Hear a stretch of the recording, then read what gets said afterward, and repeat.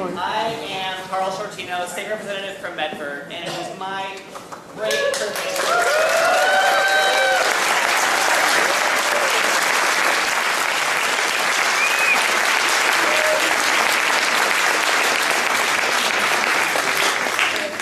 We started working on this bill some 6 years ago. And when we started, I remember sitting across the table from Gunnar Scott in one of our planning meetings. We were planning our very first lobby day in the State House. And we honestly wondered and worried whether anyone would show up. Well, that worry that day was not to be seen because we had a packed room. We actually had to move spaces to Gardner Auditorium that day. And just as that day you showed up here today. So I want to thank you all for being here to celebrate with us.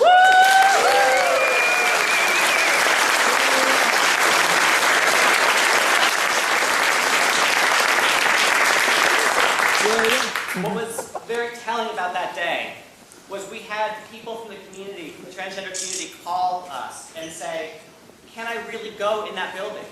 Can I get through security? I'm actually afraid to set foot because I don't know what will happen. Am I actually welcome? So if we haven't said it to you before, let me say it to you today. Welcome to the People's House.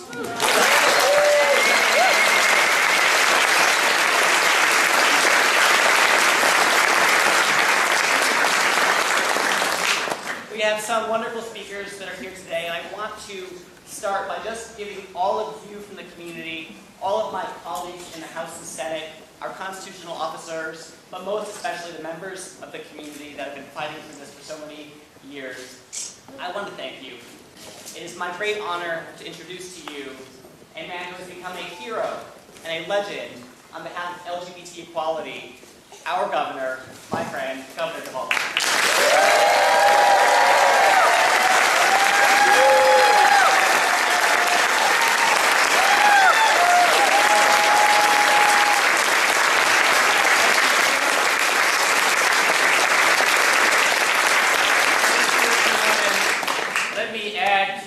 Carl's very warm welcome to all of you to the State House, to your house.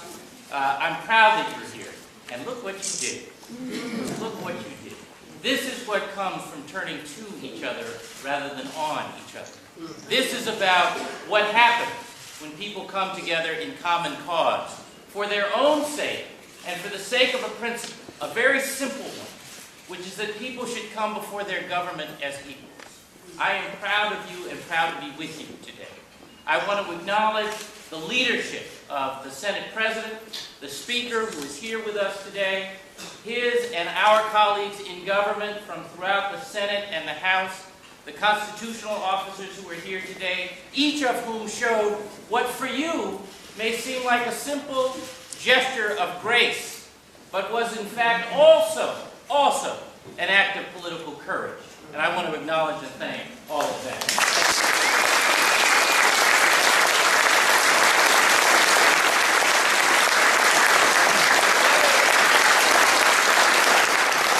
Today would not be possible without the work of the Massachusetts Transgender Political Coalition. Made up,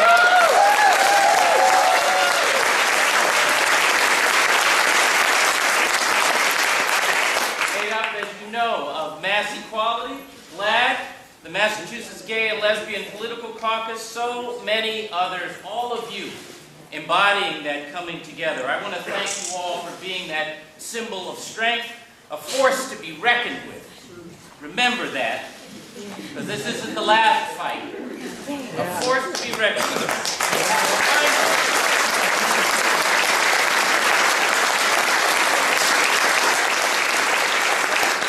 Reminder that there is unfinished business in the Department of Doing Right here in the Commonwealth. I am proud to be here today to celebrate an act relative to gender identity. This act will extend critical protections, as you all well know, to transgender residents seeking housing, employment, credit, education, and protection from hate crimes. I signed this bill as a matter of conscience. No individual should face discrimination because of who they are. And for that reason, this legislation is an achievement not only for transgender people, but for all of those who stand up for and care about respect for basic human dignity.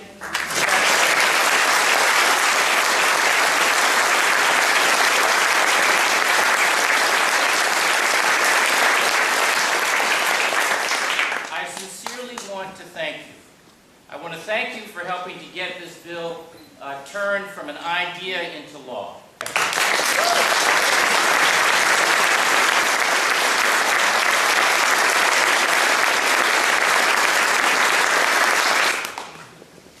There aren't many events where we get the majority of our constitutional officers here this morning with us today. We also have our wonderful Attorney General, Martha Coakley. And when we first started working on this bill, we filed it in January of 2007.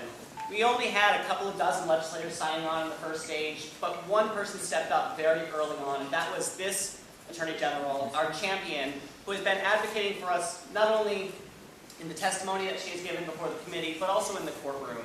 And I do want to acknowledge Maura Healy from the Civil Rights Division that's here with us this morning.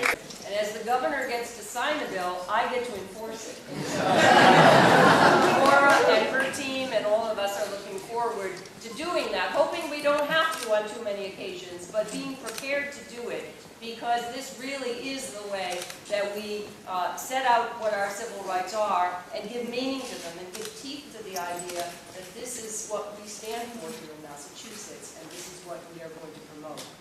But although we would like it to happen automatically, it does not. But when we are able to pass bills like this and make them work as we will, then we have a better society. And I appreciate that. Congratulations to everybody.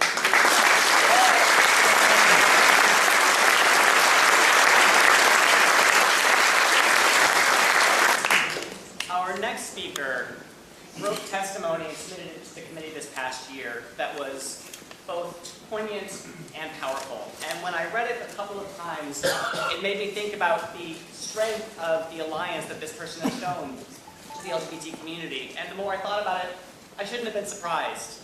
Auditor Bump has been fighting for our community as an auditor, but even when she was in the legislature some years ago. And it is my honor to welcome to the podium Auditor Suzanne Bump.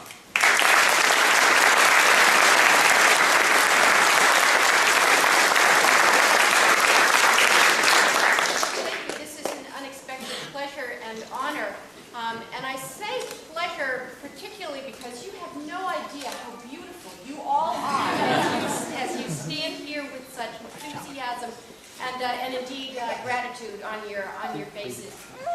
Many years ago, I was a legislator in the House of Representatives.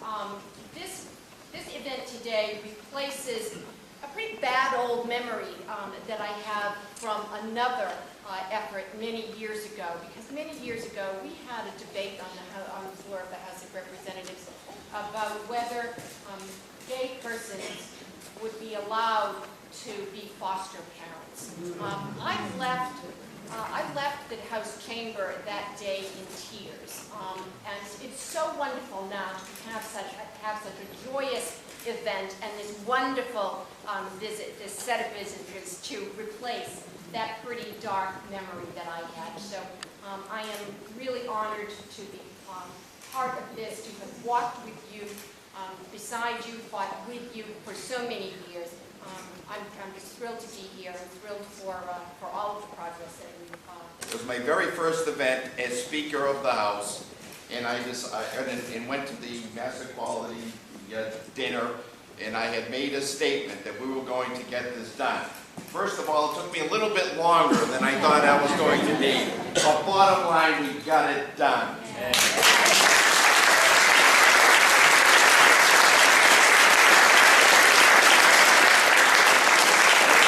By the number of state representatives behind me, this legislation had some great, obviously, and wide support.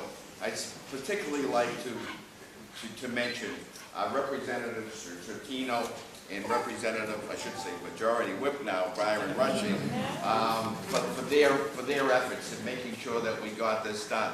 The number of meetings at my office with Liz and David and others, I really have to thank them. And also to tell them that they cannot ask me for any piece of legislation. from now until the time I leave, which, by the way, isn't too soon, okay? I want to make that clear.